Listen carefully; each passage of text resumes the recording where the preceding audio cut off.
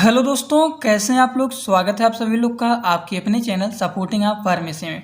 दोस्तों, आज भी फार्मेसी 5th सेमेस्टर फार्माकोलॉजी का बहुत ही मोस्ट इंपॉर्टेंट क्वेश्चन मैं लेके आया हूं यूनिट फर्स्ट का। तो यूनिट फर्स्ट में जितने मोस्ट इंपॉर्टेंट क्वेश्चन हैं जो मैंने आप लोग के लिए बनाया है 60 से लेकर के लॉन्ग तक जितने क्वेश्चन है पूरे क्वेश्चन को मैं सॉल्व करवाऊंगा इसी ही लेक्चर में। सभी क्वेश्चन को पहले ध्यान से एक बार देखिए, फिर आंसर देखते हुए समझाते हुए आप लोग को चलूंगा। अगर आप लोग साथ में लिखना चाहते हैं लिख लीजिएगा, नहीं तो मैं पीडीएफ बना के अपने टेलीग्राम ग्रुप में और वेबसाइट में शेयर कर दूंगा, आप लोग वहां से कलेक्ट कर लेना। ठीक, तो देखिए सबसे पहला क्वेश्चन है डिफाइन हेमोडायनेमिक्स। हेमोडायनेमिक्स को डिफिनीशन लिखना है आप लोग को। Define the conduction system of write the conduction system of heart. और व्हाट इज मायोकार्डियम, मायोकार्डियम क्या होता है। Define congestive heart failure. फिर write the therapeutic use of CHF. उसके बाद define anti hypertensive drug. Anti hypertensive drug क्या होता है उसके बारे में आप लोग डिफिनीशन लिखना है। बैरो रिसेप्टर क्या होता है इसके बारे में भी आप लोगों को लिखना है। Classification of anti hypertensive drug, anti hypertensive drug के क्लासिफिकेशन लिखना है। फिर what is anti anginal drug and it's type, anti anginal drug क्या होते हैं और इसके कितने टाइप होते हैं। फिर देखिए अगला क्वेश्चन है define cause and types and classification of anti arrhythmic drug. ये क्वेश्चन 7 नंबर में ऐसे उठाता है, बहुत बार उठाया हुआ है और ऐसे क्वेश्चन बहुत ज़्यादा पूछते हैं, ये बहुत ज़्यादा इंपॉर्टेंट है। ये 7 नंबर में उठ जाते हैं, ये सब 2-2 नंबर का है लेकिन ये 7 नंबर में ऐसे क्वेश्चन बन जाते हैं। उसके बाद देखिए नेक्स्ट क्वेश्चन है वो है write a short note on anti hyperlipidemic agent.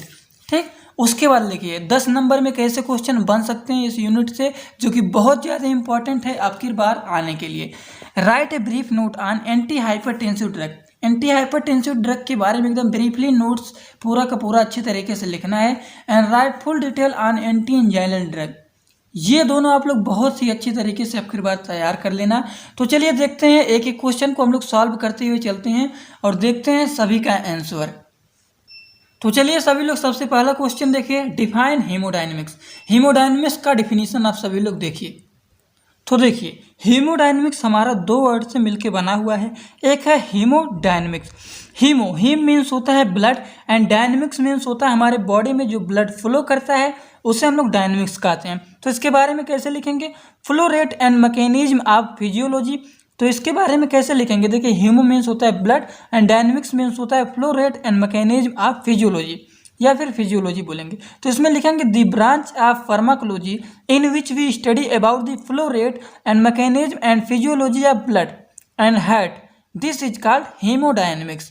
I hope सभी लोग इतना तो जरूर लिख लेंगे, 2 नंबर में ऐसे क्वेश्चन बहुत ज़्यादा बनते रहते हैं। ठीक, अब इतना आप लोग लिख लेंगे।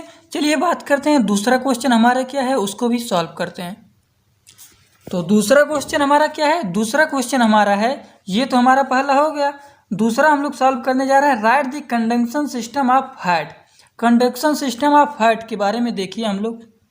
तो देखिए दूसरे क्वेश्चन का आंसर यहाँ पे है कंडक्शन सिस्टम ऑफ हार्ट। अगर लिखने के लिए आ जाए तो सबसे पहले आप लोग समझ लीजिए कि कंडक्शन सिस्टम होता क्या है। हार्ट में हमारा क्या क्या होता है, हार्ट में हमारा 2 काम होता है, एक होता है कंस्ट्रक्शन और दूसरा होता है रिलैक्सेशन, जिससे हमारा ब्लड वो पंपिंग करता रहता है हार्ट। तो इसमें सबसे पहले हम लोग लिखेंगे in heart SC node is present which is known as pacemaker of heart. ठीक, हार्ट में हमारा एससी नोड प्रेजेंट होता है जिसे पेस मेकर ऑफ हार्ट भी कहा जाता है और ये प्रोड्यूस करता है इलेक्ट्रिक इम्पल्स को 0.75 EMV जो कि ट्रांसफर होता है कहाँ से, एवी नोड में। एंड इम्पल्स ट्रांसफर होते हैं एवी नोड से पुरकेंजी फाइबर और पुरकेंजी फाइबर से बंडल ऑफ हिज तक ये ट्रांसफर होते हैं। And bundle of His are present in the inner wall. Bundle of His होता है ये प्रेजेंट होता है इनर वॉल में ऑफ हार्ट, हार्ट के इनर वॉल में प्रेजेंट होते हैं। And so current is reach in all over heart contraction and relaxation is start. और तब हमारा कंस्ट्रक्शन और रिलैक्सेशन हार्ट का स्टार्ट हो जाता है। इतना आप लोग लिखने के बाद ये स्ट्रक्चर बना देना। कंडक्शन सिस्टम ऑफ हार्ट में मेन काम यही होता है जिसे हम लोग को जानना है कंट्रैक्शन और हार्ट का कंट्रैक्शन और रिलैक्सेशन कैसे होता है। तो बस यही 2 नंबर में अगर क्वेश्चन आ जाए कि right the conduction system of heart तो बस यही आप लोग इतना लिख देना और ये स्ट्रक्चर बना देना। ठीक, आई होप सभी लोगों को इतना समझ में आ गया होगा। दूसरा बात करते हैं हम लोग, अगला क्वेश्चन हम लोग का क्या है, व्हाट इज मायोकार्डियम। अब मायोकार्डियम क्या होता है, मायोकार्डियम के बारे में आप लोग पढ़े हैं कि नहीं। देखिए मायोकार्डियम जो होता है इसके बारे में देख लीजिए। देखिए, मायोकार्डियम वो होता है कि ऐसे मसल्स जो हमारे हार्ट में प्रेजेंट होते हैं उसे हम लोग मायोकार्डियम या फिर इसको कार्डिक मसल बोलते हैं, कार्डियक मसल्स। तो इसमें क्या लिखेंगे, the muscles which are present in the heart is called myocardium या फिर कार्डियक मसल्स इसको बोलते हैं। They have a single nucleus in the cerebral and they contain some number of mitochondria and the myocardium muscles contraction and relaxation is control. Myocardium जो होता है, muscles होते हैं, ये कंट्रैक्शन और रिलैक्सेशन को कंट्रोल करते हैं 3 मैकेनिज्म के द्वारा। अब तीनों मैकेनिज्म यहाँ पे दिए गए हैं, इसको भी अगर आप लोग लिखना चाहते हैं तो लिख सकते हैं। अगर मायोकार्डियम का केवल डिफिनीशन पूछ लिया है तो बस डिफिनीशन लिख दीजिए, लेकिन क्या होता है अगर पूरा पूछ लिया कि मायोकार्डियम क्या होता है तो मायोकार्डियम का डिफिनीशन लिखिए। ये सिंगल सेरेब्रम होता है और इसमें मायोकार्डियम का काम क्या होता है, ये कंट्रैक्शन रिलैक्सेशन को कंट्रोल करने का काम करता है 3 मैकेनिज्म में। सोडियम चैनल बुलाकर, उसके बाद हो गया आयन चैनल मैकेनिज्म, उसके बाद एक्टिन मायोसिन प्रोटीन मैकेनिज्म। ये 3 आप लोग लिख लेना, तीनों इसके हैं। उसके बाद अगला क्वेश्चन चलिए अब देखते हैं। आई होप मायोकार्डियम का मतलब समझ में आ गया होगा कि एक पार्ट होता है हार्ट में, ये प्रेजेंट होता है मसल्स जिसे हम लोग बोलते हैं मायोकार्डियम। देखिए अब नेक्स्ट क्वेश्चन हमारा, ये सब बहुत ही इंपॉर्टेंट क्वेश्चन है यूनिट फर्स्ट के। कंजेस्टिव हार्ट फेलियर क्या होता है, इसके बारे में इसका डिफिनीशन आप सभी लोगों को लिखना है। क्या होता है कंजेस्टिव हार्ट फेलियर, तो चलिए देखते हैं। तो कंजेस्टिव हार्ट फेलियर हमारा होता क्या है, इसके बारे में लिखने से पहले थोड़ा सा हिंदी में समझ लीजिए आप लोग। अगर हिंदी में समझे रहेंगे तो आप लोग वैसे ही अपने से भी बना के लिख सकते हैं। तो देखिए, कंजेस्टिव हार्ट फेलियर हमारा हार्ट में क्यों होता है, हार्ट में होता है। देखिए, कंजेस्टिव हार्ट फेलियर, हार्ट को ज़रूरत के मुताबिक ब्लड नहीं मिल पाता है। अब ज़रूरत के मुताबिक मतलब जितना हमारा ब्लड पंप करता है हार्ट, उतना ब्लड ही ना मिल पाए। अब जब ब्लड ही नहीं मिलेगा तो क्या पंप करेगा, और जो वो पंप ही नहीं कर पाएगा उतना ब्लड जितना हमारे बॉडी में चाहिए उतना ब्लड पंप करेगा ही नहीं, तब हमारा कंजेस्टिव हार्ट फेलियर हो जाएगा। अब देखिए, जब ब्लड उसको मिलता तब ना वो पंप करता, जब ब्लड मिलेगा ही नहीं तो ज़रूरत के मुताबिक कितना पंप कर पाएगा, जब उसके पास ब्लड ही नहीं मिल रहा है। तो जब ब्लड नहीं मिलेगा तो उसी से हमारा कंजेस्टिव हार्ट फेलियर होता है। और कंजेस्टिव हार्ट फेलियर का ज़्यादा असर हमारे रहता है फेफड़ों में, पैर और पेट में ज़्यादा इसका असर पड़ता है। तो कैसे लिखेंगे, अगर पूछ ले डिफिनीशन पूछ ले कंजेस्टिव हार्ट फेलियर क्या होता है तो लिखेंगे the condition of heart in which the heart are unable to pump the blood को अनेबली पंप करे सही से पूरा जितना चाहिए हमारे बॉडी में, all over organ and blood accumulate in the ventricular and the size of ventricular is increase, और वेंट्रिकुलर का साइज इंक्रीज हो जाए, और इसी को हम लोग बोलते हैं congestive heart failure. The ability of heart to pump the blood into all over organ and it's called inotropic nature. Inotropic nature क्या होता है, 2 नंबर में कभी कभी पूछ लेता है, तो आप लोग जरूर इसको याद कर लेना। The ability of heart to pump the blood into all over organ and it's called inotropic nature, या फिर इसको बोलते हैं फोर्स ऑफ कंट्रक्शन नेचर। ठीक, फोर्स ऑफ कंट्रक्शन नेचर या फिर आयनोट्रॉपिक नेचर क्या होता है, तो बस 2 लाइन का है, आप लोग तैयार कर लेना इसको। आई होप ये क्वेश्चन भी आप सभी लोगों का तैयार हो गया। तो देखिए नेक्स्ट क्वेश्चन देखते हैं। हम लोगों ने देख लिया हीमोडायनेमिक्स क्या होता है, कंडक्शन सिस्टम ऑफ हार्ट क्या होता है, मायोकार्डियम क्या होता है, कंजेस्टिव हार्ट फेलियर क्या होता है। अब देखते हैं write the therapeutic use of congestive heart failure. Congestive heart failure का थेरापुटिक यूज क्या है, ये बहुत ज़्यादा क्वेश्चन बनता है और मोस्ट इम्पॉर्टेंट है, सभी क्वेश्चन इम्पॉर्टेंट है। तो चलिए देखते हैं क्या है therapeutic use congestive heart failure का। 5वां क्वेश्चन हम लोग का था write the therapeutic use of congestive heart failure. तो इसका आंसर यहाँ पे मैं लिख दिया हूँ कि जब कंजेस्टिव हार्ट फेलियर, देखिए पहले समझ लीजिए, when the congestive heart failure, जब कंजेस्टिव हार्ट फेलियर होता है तो फोर्स ऑफ कंस्ट्रक्शन जो होता है वो रिड्यूस हो जाता है, and then digitoxin and digoxin drug are given. Digitoxin and digoxin drug को हम लोग देते हैं जो कि इंक्रीज करता है फोर्स ऑफ कंट्रक्शन को, और पेशेंट को रिलीफ मिलता है कार्डियक हार्ट फेलियर से। तो यही होता है थेरापुटिक यूज। तो इसमें लिखेंगे when the congestive heart failure occurs the force of contraction of heart is reduce then digitoxin and digoxin drug are given. Digitoxin and digoxin drug होते हैं, इसको दिया जाता है जो कि इंक्रीज करता है फोर्स ऑफ कंट्रक्शन को, और पेशेंट को रिलीफ मिलता है कार्डियक हार्ट फेलियर से। यही इसका है थेरापुटिक यूज। आई होप सभी लोगों को ये इतना समझ में आ गया होगा। कहीं पे किसी भी क्वेश्चन में कोई भी डाउट हो तो गाइस तुरंत बताइएगा कमेंट बॉक्स में, वहाँ पे आप लोग को समझाने की और भी कोशिश करूँगा, या फिर अगले यूनिट में जो इंपॉर्टेंट क्वेश्चन लेके आऊँगा उसमें भी समझाने की कोशिश कर दूंगा आप लोगों को। तो देखिए, right the therapeutic use of congestive heart failure आप लोग को समझ में आ गया। अब एंटी हाइपरटेंसिव ड्रग क्या होता है इसके बारे में डेफिनेशन की तरह आप लोग को लिखना है। पूछ लेता है what is anti hypertensive drug या फिर डिफाइन एंटी हाइपरटेंसिव ड्रग। तो एंटी हाइपरटेंसिव ड्रग क्या होता है इसके बारे में चलिए देखते हैं हम लोग। तो देखिए, एंटी हाइपरटेंसिव ड्रग क्या होता है, क्वेश्चन 6 का आंसर यहाँ पे दिया गया है। तो देखिए, एंटी हाइपरटेंसिव ड्रग वो ड्रग होता है जो कि हाइपरटेंशन हो जाता है तो हाइपरटेंशन को ट्रीट करने के लिए ये दिया जाता है। अब हाइपरटेंशन क्या होता है, हाइपरटेंशन वो होता है जो हमारा ब्लड बढ़ जाता है, बीपी, तो हाइपरटेंशन होता है। तो देखिए, नॉर्मल ब्लड प्रेशर हमारा कितना होता है, नॉर्मल ब्लड प्रेशर 120/80 होता है, और हाई ब्लड प्रेशर यहाँ पे दिया गया 140/90 होता है, और 90/60 होता है लो ब्लड प्रेशर। ठीक, अब देखिए, anti hypertensive are class of drug which are that are use to treat hypertension, जो कि ट्रीट करता है हाइपरटेंशन को, हाई ब्लड प्रेशर को। And anti hypertensive therapy seek to prevent the complication of high blood pressure, जैसे कि हो गया स्ट्रोक एंड मायोकार्डियल इन्फेक्शन के द्वारा। हाइपरटेंशन पूछ लेता है, हाइपरटेंशन क्या होता है, तो हाइपरटेंशन जो होता है हमारा ब्लड प्रेशर बढ़ जाता है 140/90 से भी ज़्यादा बढ़ जाता है तो हाइपरटेंशन हो जाता है। ठीक, तो उसी को ट्रीट करने के लिए जो ड्रग दिया जाता है उसे हम लोग कहते हैं एंटी हाइपरटेंसिव ड्रग, या फिर शार्टली इसको लिखना चाहते हैं तो these are those drug which are use in the treatment of hypertension. बस इतना लिखने से काम नहीं चलेगा, अगर ये भी लिख देंगे आप लोग यहाँ से लेके यहाँ तक तो अच्छा रहता है, थोड़ा ज़्यादा लिखेंगे तब अच्छा नंबर मिलता है। बस एक वर्ड में लिख देंगे these are those drug which are use in treatment of hypertensive, सही तो है लेकिन थोड़ा ज़्यादा लिखेंगे तो सही रहता है। ठीक, आई होप आप सभी लोगों को ये क्वेश्चन भी समझ में आ गया होगा कि एंटी हाइपरटेंसिव ड्रग क्या होता है, जो कि हम लोग का चौथा क्वेश्चन था एंटी हाइपरटेंसिव ड्रग। छठवां क्वेश्चन, सातवां हम लोग का है what is baroreceptor. Baroreceptor क्या होता है, very very most important question है बैरो रिसेप्टर। बैरो रिसेप्टर क्या होता है तो चलिए देखते हैं क्या होता है बैरो रिसेप्टर। तो देखिए, आंसर 7 यहाँ पे दिया गया है। बैरो रिसेप्टर क्या होता है, बैरो रिसेप्टर देखिए वेसल्स में यहाँ पे साइड पे होते हैं, तो इसके बारे में कैसे लिखेंगे those receptor which are sensitive for the pressure change, ऐसे रिसेप्टर जो कि सेंसिटिव होते हैं प्रेशर को चेंज करने के लिए। And these are located in the blood vessels, जो कि लोकेटेड होते हैं कहाँ पे, ब्लड वेसल्स में। ठीक, उसके बाद क्या लिखेंगे, in the carotid sinus and in the aortic arch, and detect change करते हैं बीपी को किसके माध्यम से, through the level of stretch on vascular wall.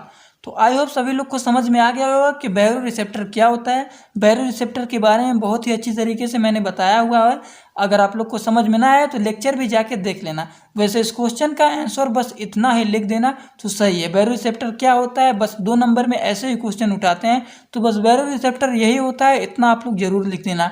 तो चलिए देखते हैं अगला क्वेश्चन। 7 क्वेश्चन हम लोगों ने सॉल्व कर लिया है। 8वां क्वेश्चन देखते हैं क्या है। 8वां क्वेश्चन हम लोग का है classification of anti hypertensive drug. Anti hypertensive drug कितने क्लासिफिकेशन होते हैं, क्या होते हैं, इसके बारे में भी चलिए देख लेते हैं हम लोग। तो हेडिंग डालिएगा आप सभी लोग, classification of anti hypertensive drug. ये क्लासिफिकेशन है, it is classified into 5 type. ये 5 टाइप में क्लासीफाई किए गए हैं, और भी होते होंगे लेकिन यहाँ पे जो मैंने बताया है 5 क्लासिफिकेशन है इसका, जो कि पहला है ACE इनहिबिटर, दूसरा है डायरेटिक्स, तीसरा है बीटा ब्लॉकर, तीसरा है बीटा ब्लॉकर्स, चौथा है कैल्शियम चैनल ब्लॉकर, और 5वां है वैसोडाइलेटर। वेसल्स को जो डायलेट करते हैं, कैल्शियम चैनल को ब्लॉक करते हैं, बीटा ब्लॉकर्स होते हैं। डायरेटिक्स वो ड्रग होता है जो यूरिन के फॉर्मेशन को बढ़ाता है। ACE इनहिबिटर क्या होता है, इसके बारे में अगर पूरा डिटेल पूछ ले 7 नंबर में तो पूरा डिटेल लिख दीजिएगा, और नहीं तो 2 नंबर में अगर पूछ रहा है केवल क्लासिफिकेशन बस, तो बस यही लिखिएगा। ज़्यादातर क्लासिफिकेशन ही पूछता है, write the classification of anti hypertensive drug. And baroreceptor क्या होता है ये भी पूछता है, तो बैरो रिसेप्टर के बारे में आप लोग देख लिया, क्लासिफिकेशन इसका ये है, बस इतना आप लोग तैयार कर लेना। ठीक, इसके बाद अगला क्वेश्चन हम लोग देखते हैं। हम लोगों ने क्लासिफिकेशन भी एंटी हाइपरटेंसिव का देख लिया, अब इसके बारे में डिटेल लिखना हो तो आगे इसके बारे में पहला से स्टार्ट करके लिख दीजिएगा, 2-2 लाइन हो जाएगा। देखिए अगला क्वेश्चन देखते हैं। हम लोगों ने क्लासिफिकेशन भी देख लिया, classification of anti hypertensive drug. What is anti anginal drug and it's type. Anti anginal drug क्या होते हैं और ये कितने टाइप के होते हैं। तो चलिए देखते हैं एंटी एंजाइनल ड्रग क्या होते हैं और ये कितने टाइप के होते हैं। तो देखिए एंटी एंजाइनल ड्रग क्या होते हैं और ये कितने टाइप के होते हैं। तो सबसे पहले लिखेंगे एंटी एंजाइनल ड्रग क्या होते हैं। तो anti anginal drug use in the treatment of angina pectoris, a symptom of आइसेकेमिक heart disease, जो कि सिम्टम होता है आइसेकेमिक हार्ट डिजीज के। या फिर इसके बारे में आप लोग ऐसे 2 लाइन में लिख सकते हैं, these are those drug which are use in the treatment of angina. और ये 2 वर्ड में ड्राइव किए गए हैं, एंटी एंजाइनल, एंटी मीन्स होता है अपोजिट ट्रीट, एंजाइनल मीन्स होता है एंजाइना या फिर एंजाइनल पेक्टोरिज।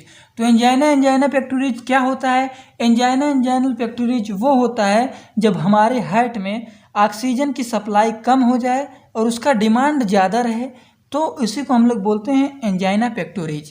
ठीक, तो ये कितने टाइप के होते हैं, चलिए हम लोग टाइप देख लेते हैं। जब टाइप पूछा है तो टाइप बताना पड़ेगा। तो देखिए टाइप्स ऑफ एंजाइना पेक्टोरिज या फिर एंजाइना बोलते हैं इसको। ठीक, तो देखिए कितने टाइप के होते हैं ये।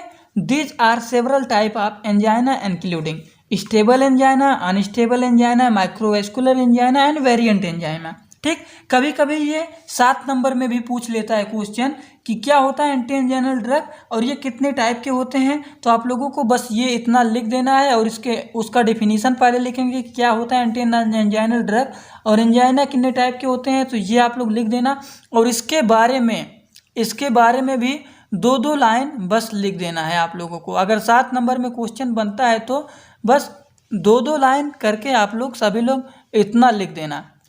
क्या लिखना है, stable angina, unstable angina, microvascular angina and variant angina. बस यही है, यही आप सभी लोगों को लिखना है। ठीक, तो चलिए इतना समझ में आ गया आप लोगों को। बात करते हैं हम लोग अगले क्वेश्चन की तरफ। देखिए हम लोगों ने देख लिया है कि एंटी एंजाइनल ड्रग क्या होता है और ये कितने टाइप के होते हैं।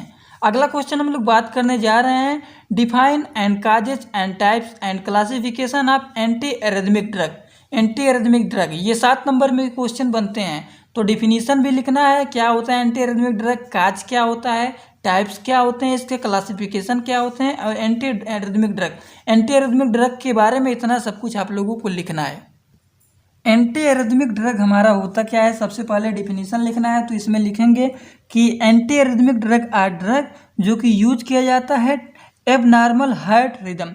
एंटी एरिथमिक ड्रग जो हमारा होता है ये होता है anti arrhythmic drug are use to treat the abnormal heart rhythm resulting from the irregular electrical activity of heart. या फिर इसको लिख सकते हैं, these are those drug which are use in the treatment of arrhythmia. Arrhythmia हमारा क्या होता है, ऐसे ड्रग जो कि यूज किए जाते हैं। एंटी एरिथमिक ड्रग ऐसे ड्रग होते हैं जो कि यूज किया जाता है एरिथमिया को ट्रीट करने के लिए। एरिथमिया जो हमारा होता है 2 वर्ड से मिलके बना है, A and rhythm. A means होता है इरेगुलर पैटर्न, रिदम जो हमारा होता है हार्ट बीट होता है, जो कि हमारा हार्ट बीट करता है। साउंड इसका होता है लव एंड डब। ठीक, तो एरिथमिया क्या होता है, एरिथमिया के बारे में हमने बता दिया कि एरिथमिया 2 वर्ड से मिलके बनते हैं, एबनॉर्मल हार्ट बीट।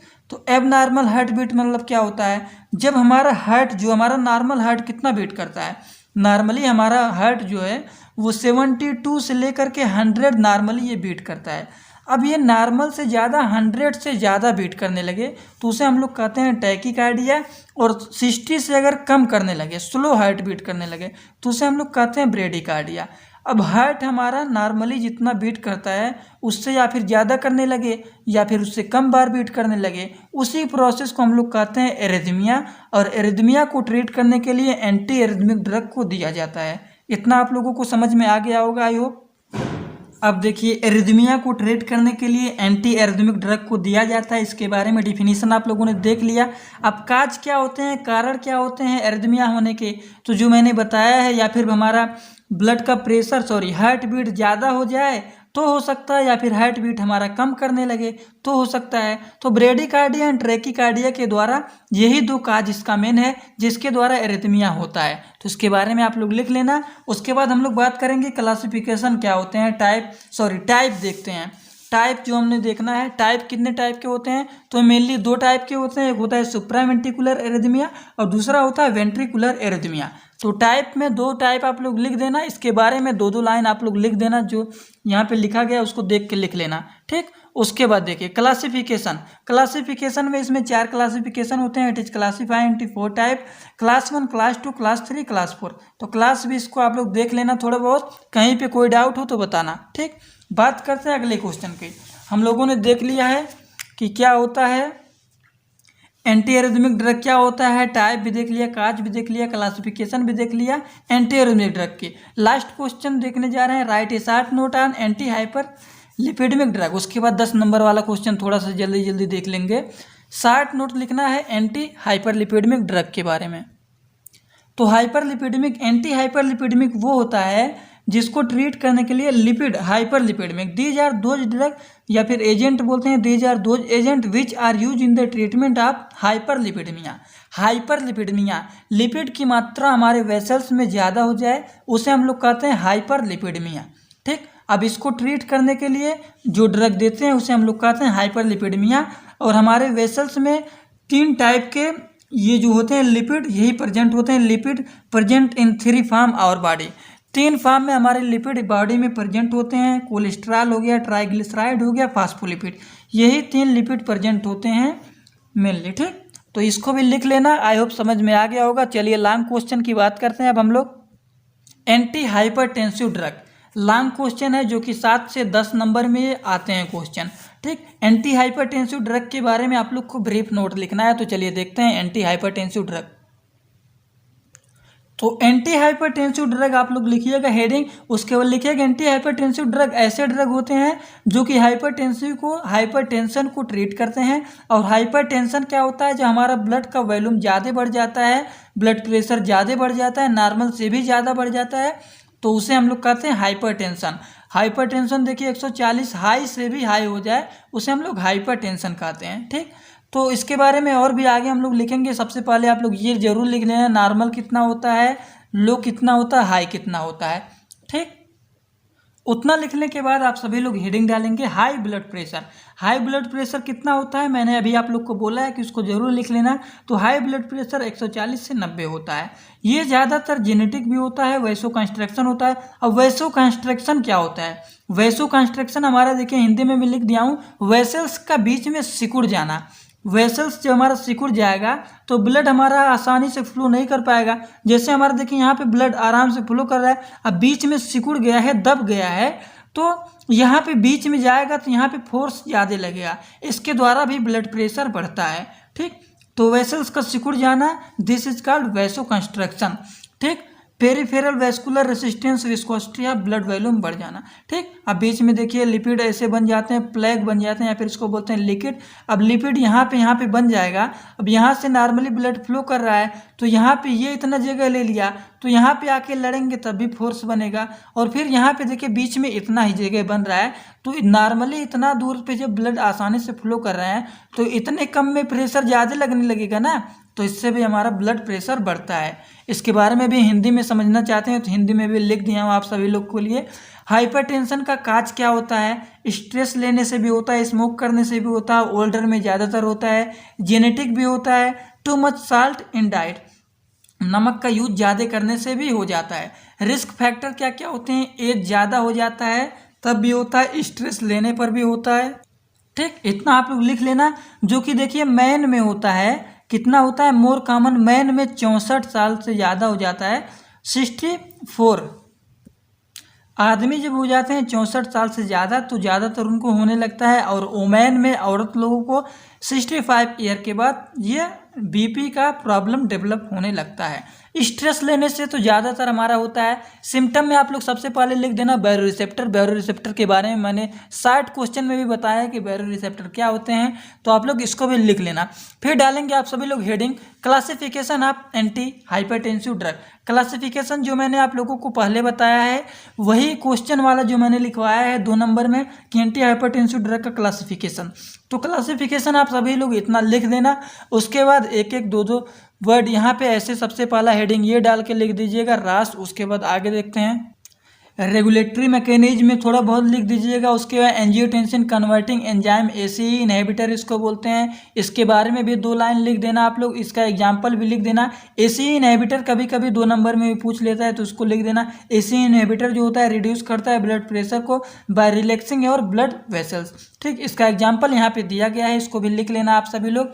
उसके बाद दूसरा तीसरा लिख देना। ठीक, बात करते हैं इसमें जो क्लासिफिकेशन हम लोग का दूसरा है डाययूरेटिक्स। डाययूरेटिक्स क्या होता है? डाययूरेटिक्स वो ड्रग होता है जो यूरिन के फॉर्मेशन को बढ़ाता है। बस सिंपली आप लोग जान लीजिए, डाययूरेटिक्स वो होता है जो यूरिन के फॉर्मेशन को बढ़ाता है और बॉडी से हमारे टॉक्सिक मटेरियल जो होते हैं उसको यूरिन के द्वारा बाहर निकाल देता है। बीटा ब्लॉकर क्या होता है? बीटा ब्लॉकर वो होते हैं जो ब्लॉक कर देते हैं बीटा को। तो इतना आप लोग लिख देना। बात करते हैं अगले क्वेश्चन को, बस यही, ज़्यादा कुछ नहीं। क्लासिफिकेशन के बारे में 2-2 लाइन लिख देंगे तो बहुत ही अच्छा रहेगा। नेक्स्ट क्वेश्चन क्या है? Right full detail on anti anginal drug. हम लोगों ने ये देख लिया एंटी हाइपरटेंसिव। अब एंटी एंजाइनल ड्रग के बारे में भी चलिए देख के ये लेक्चर कंप्लीट करते हैं। यूनिट फर्स्ट हम लोग का टोटली कंप्लीट हो जाएगा तब। तो हम लोगों ने अभी 60 क्वेश्चन में ही देखा है कि एंटी एंजाइनल ड्रग क्या होते हैं।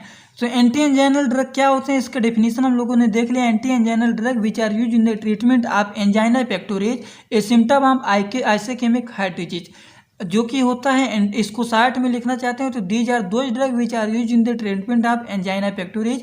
और एंजाइना पेक्टोरिस जो होता है वो 2 वर्ड से मिलकर बना है, angina, anti and anginal. Anti means होता है अपोजिट ट्रीट करता है, एंजाइनल मीन्स होता है एंजाइना या फिर एंजाइना पेक्टोरिस। एंजाइना पेक्टोरिस क्या होते हैं, इसके कारण क्या होते हैं? जब हमारे हार्ट में ऑक्सीजन की सप्लाई कम होने लगे और डिमांड बढ़ जाए तो उसे हम लोग कहते हैं एंजाइना पेक्टोरिस। ठीक, यहाँ पे हिंदी में भी लिख दिया हूँ, ऑक्सीजन की कमी हो जाना और डिमांड ज़्यादा हो जाना उसे हम लोग कहते हैं एंजाइना पेक्टोरिस का कारण। यही इसका मोस्ट इंपॉर्टेंट कारण है। रीजन यहाँ पे मैंने लिख दिया है, आप सभी लोग इसको लिख लेना। कोरोनरी आर्टरी डिजीज होता है, वैसोप्लाज्म कोरोनरी आर्टरी होता है due to the heart does get enough blood without blood tissue late, oxygen जो होता है इसका लेस हो जाता है प्लेक्यू एर्थ्रोमा के द्वारा। यहाँ पे बना हुआ है सब कुछ, आप लोग स्ट्रक्चर भी बनाना चाहते हैं तो बना लेना। तो चलिए थोड़ा सा इसका रिस्क फैक्टर भी देख लेते हैं और टाइप्स भी देखते हैं, कौन कौन से इसमें टाइप होते हैं जो हमने पहले भी देख लिया है। तो इसके रिस्क फैक्टर देख लीजिए, डायबिटीज, ओबेसिटी, ओल्डर एज होते हैं, family history of heart disease, smoking के कारण, उसके बाद वीक लाइफ स्टाइल, हाइपरलिपिडेमिया के द्वारा भी हो सकता है ये सब। ठीक, अब उसके बाद हम लोग लिखेंगे जो हम लोगों ने पहले भी देख लिया कि 7 नंबर में भी ये क्वेश्चन ज़्यादातर बन सकते हैं, मैंने बताया था। तो टाइप्स ऑफ एंजाइना पेक्टोरिस कितने टाइप के होते हैं? तो ये सेवरली होते हैं 4 टाइप के, stable angina, unstable angina, microvascular angina and variant angina. तो स्टेबल एंजाइना क्या होते हैं, अनस्टेबल एंजाइना क्या होते हैं, वेरिएंट एंजाइना क्या होते हैं एंड माइक्रोवैस्कुलर एंजाइना क्या होते हैं, सब कुछ यहाँ पे दिया गया है। आप सभी लोग इतना जरूर लिख लेना। बात करते हैं ट्रीटमेंट क्या होते हैं एंजाइना के एंड क्लासिफिकेशन, जो कि मोस्ट इम्पॉर्टेंट लास्ट है। तो देखिए सबसे पहले ट्रीटमेंट की बात करते हैं। तो ये ट्रीट कर सकते हैं मेडिकल प्रोसीजर एंड थेरेपीज के द्वारा, सर्जरी के द्वारा ट्रीट हो सकता है और ड्रग्स के द्वारा भी ट्रीट इसको कर सकते हैं। अच्छी अच्छी दवाएं भी आ गई हैं मार्केट में तो इससे ट्रीट हो जाते हैं। सेल्फ केयर, अपने से भी फिजिकली एक्सरसाइज करें आप लोग, अच्छे से वेट को लॉस करें, वेट को कम करें, नहीं कि ज़्यादा मोटे हो जाएं, उससे भी हो जाता है। स्मोकिंग बिल्कुल भी ना करें। ठीक, यही सब होता है। एंटी एंजाइनल होता है जो वैसोडाइलेटर होता है, वैसे उसको डायलेट करता है, calcium channel blocker, beta blocker, ETC, ये एंटी एंजाइनल होते हैं। क्लासिफिकेशन की बात करते हैं। क्लासिफिकेशन में सबसे पहला है नाइट्रेट। नाइट्रेट में 2 होते हैं, short acting and long acting. ठीक, कैल्शियम चैनल ब्लॉकर में होते हैं देखिए फिनाइल एल्कलाइन, वेरप्रामाइड एंड बेंजोथाइपिन, डाइजिपिन, ETC। बीटा ब्लॉकर में क्या होगा? बीटा ब्लॉकर देखिए ये 4 है, nitrate, calcium channel blocker, beta blocker, potassium channel blocker और अदर। बस इतना ही आप सभी लोगों को 10 नंबर में लिखना है। पूरा का पूरा अच्छे तरीके से आप लोग इतना ज़रूर तैयार कर लेना, कितने टाइप के होते हैं, क्या उसका ट्रीटमेंट होता है, क्या क्या इसमें होते हैं, क्यों होता है, कैसे होता है, बस यही आप लोगों को लिखना है। आई होप सभी लोगों को इतना समझ में आ गया होगा। अगर इसमें कहीं पे किसी को कोई भी डाउट हो तो कमेंट बॉक्स में ज़रूर बता देना। इसके बारे में भी और अच्छी तरीके से अगले लेक्चर में समझाने की कोशिश करूँगा। तो यूनिट फर्स्ट में सभी लोग इतने क्वेश्चन पहले लिख लीजिएगा और इतने क्वेश्चन को एक एक करके जैसे मैंने आप लोगों को सॉल्व करवाया है सभी क्वेश्चन को ज़रूर सॉल्व कर लेना। बस ज़्यादा नहीं, इतने क्वेश्चन। इतने क्वेश्चन आप लोग सॉल्व कर लेंगे तो यूनिट फर्स्ट में ज़्यादा पढ़ने की ज़रूरत नहीं है। अब की बार ज़्यादातर यही क्वेश्चन बन सकते हैं। तो मोस्ट इम्पॉर्टेंट क्वेश्चन ये है, इसको आप लोग तैयार कर लेना। ठीक, जाने से पहले वीडियो को एक लाइक जरूर कर देना और अपने सभी दोस्तों के पास शेयर कर देना। यूनिट 2 जल्द ही आएगा, इसके लिए आप लोग वेट करना, टेलीग्राम में नोटिस दे दूंगा। तो चलिए, thanks for watching my video. Like, comment, share and subscribe this channel.